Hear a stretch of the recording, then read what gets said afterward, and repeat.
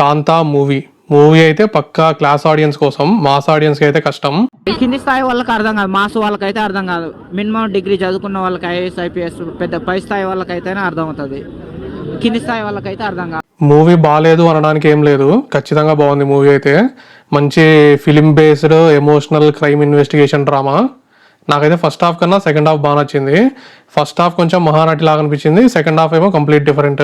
Actors కూడా చాలా బాగా చేశారు. దుల్కర్ సల్మాన్ ఆబ్వియస్లీ బాగా చేశాడు. రానా కూడా పోలీస్ క్యారెక్టర్ మంచి బాగా చేశాడు, స్టైలిష్గా ఉన్నాడు.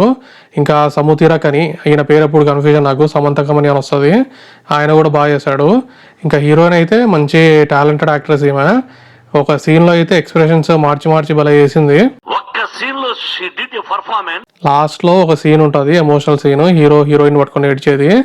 ఆ సీన్ అయితే మంచి ఎమోషనల్ గా బాగా పోతున్న సీన్ ని హీరో పాట పాడి గలీజ్ చేస్తాడు. అసలు ఆ పాట ఒకటి పాడుకుని ఉంటే మంచి సూపర్ ఉంటుండే. అసలు కామెడీ చేశారు థియేటర్ లో, ఊ అని ఏడుస్తా ఉంటే. ఈ మూవీ సినిమాటోగ్రఫీ బాగా అనిపించింది. సినిమాటోగ్రఫర్ వచ్చేసి డానియల్ శాంచెస్ లోపెజ్ అంట, ఈయన స్పానిష్ అతను. మహానటికి ఇంకా రానాది విరాట పర్వం అని ఉంటది కదా, దానికి కూడా ఈయన అంట. మంచి 1970s 80s సెటప్ బాగా చేశారు.